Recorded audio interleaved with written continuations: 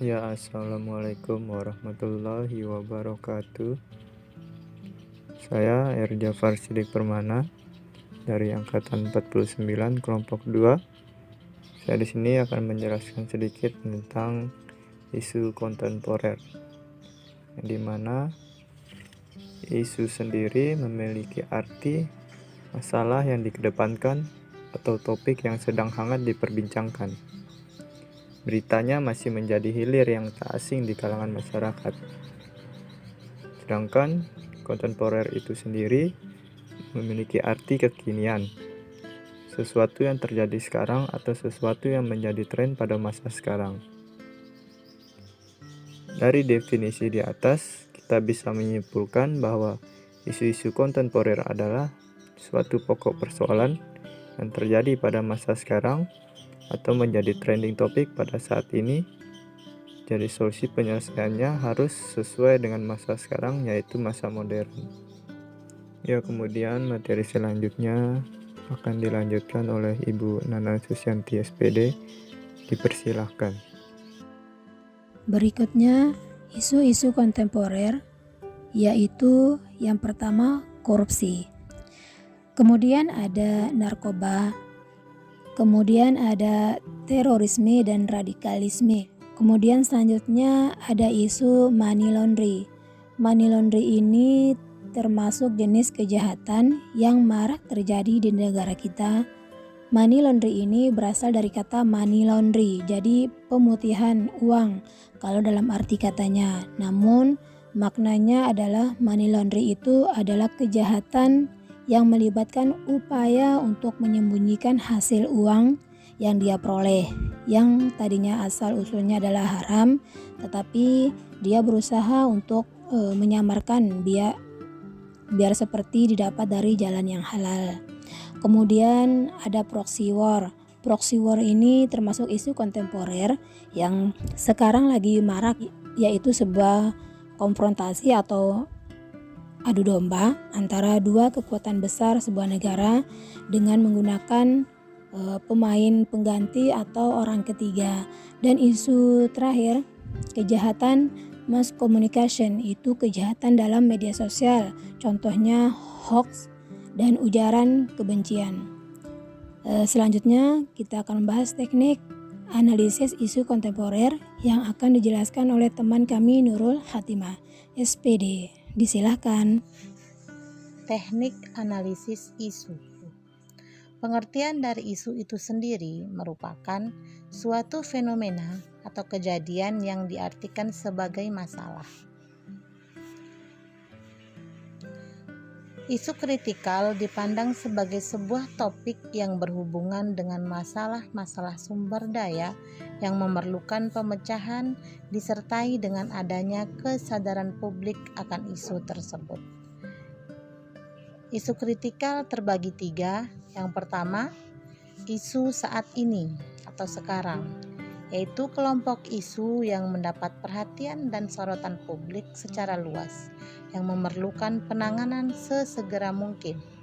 Yang kedua, isu berkembang atau emerging issue, merupakan isu yang perlahan-lahan masuk dan menyebar di ruang publik. Sedangkan isu yang ketiga, yaitu isu potensial, merupakan kelompok isu yang belum nampak di ruang publik, namun dapat terindikasi dari beberapa instrumen, baik itu sosial, analisis, intelijen, penelitian ilmiah, dan lainnya. Teknik-teknik analisis isu. Yang pertama, teknik tapisan isu. Teknik ini dapat dilakukan dengan 2 cara. Yang pertama dengan menggunakan teknik APKL, yaitu aktual, artinya isu tersebut benar-benar terjadi dan sedang hangat dibicarakan. Problematik, yaitu isu tersebut memiliki dimensi masalah yang kompleks sehingga perlu dicarikan solusi secara komprehensif. Kehalayakan, yaitu isu tersebut menyangkut hajat hidup orang banyak. Dan kelayakan, yaitu isu tersebut masuk akal, realistis, relevan, dan dapat dimunculkan inisiatif pemecahan masalah. Teknik kedua dapat dilakukan dengan menggunakan teknik USG, urgency, seriousness, dan growth. Dari teknik analisis isu di atas dapat menggunakan beberapa alat bantu untuk menganalisis isu. Yang pertama, menggunakan mind mapping, yaitu teknik pemanfaatan keseluruhan otak dengan menggunakan citra visual dan prasarana grafis untuk membentuk kesan. Yang kedua, teknik fishbone diagram. Teknik ini yaitu memahami persoalan dengan memetakan isu berdasarkan cabang-cabang terkait yang menekankan pada hubungan sebab akibat. Sedangkan yang terakhir, analisis SWOT, yaitu suatu metode analisis yang digunakan untuk menentukan dan mengevaluasi, mengklarifikasi, dan memvalidasi perencanaan yang telah disusun sesuai dengan tujuan yang ingin dicapai. Materi selanjutnya akan dibahas oleh Ibu Rina Yulianti. Untuk memberikan satu contoh teknik analisis isu terhadap isu kontemporer, kelompok kami memilih tema besar kejahatan mass communication. Berdasarkan tema besar ini, kelompok kami telah memilih 5 isu utama yang akan diangkat. Pertama, rendahnya literasi digital pada anak dan remaja. Kedua, tingginya tingkat penyebaran hoax. Ketiga, mulai merebaknya hacking terhadap web layanan publik. 4, maraknya pencurian data identitas. 5, maraknya perilaku di luar norma yang dilakukan melalui online. Dari kelima isu tersebut, kami berupaya untuk memilih core issue yang akan kami angkat menggunakan teknik tapisan atau biasa juga kita kenal dengan teknik AKPL, aktualitas, kehalayakan, problematik, dan kelayakan. Sehingga terpilihlah 3 isu utama dengan total skor tertinggi. Selanjutnya, dari ketiga tema yang telah ditapis tersebut, kami melanjutkan dengan analisis menggunakan teknik USG. Ketiga indikator ini kembali kami scoring menggunakan 1-5, di mana berdasarkan analisis ini terpilihlah isu literasi digital pada anak dan remaja sebagai isu dengan skor tertinggi. Dengan isu rendahnya literasi digital pada anak dan remaja di Kabupaten Sumbawa, kami menganalisis ada beberapa faktor yang menyebabkan hal tersebut bisa terjadi. Pertama, derasnya arus informasi di era digital. Kedua, era digital ini sebenarnya baru berumur 40 tahunan, sedangkan industrialisasi 4.0 sendiri baru sekitar 20-an tahun.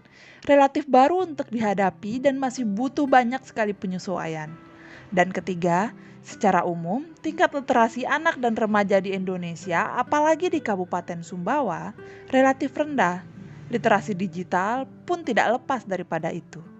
Untuk selanjutnya, akan dijelaskan oleh saudari kami, Riza Oktriani SPD, dipersilahkan. Setelah mengetahui faktor penyebab isu tersebut menjadi prioritas, adapun solusi dan strategi dalam pemecahan isu tersebut di antara lain ada beberapa langkah. Yang pertama, melakukan edukasi ciri informasi hoax dan penipuan online pada kegiatan Sabtu Budaya atau Sabtu Literasi di sekolah.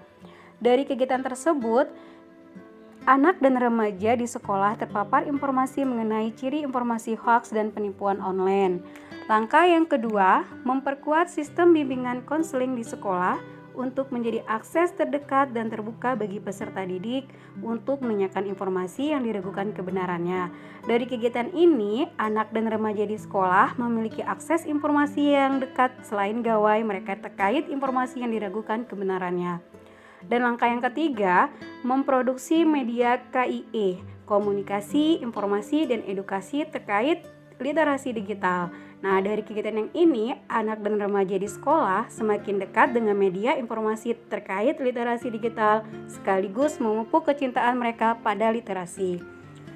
Demikianlah analisis isu kontemporer yang dapat kami sampaikan. Sampai jumpa pada kesempatan berikutnya. Wassalamualaikum warahmatullahi wabarakatuh.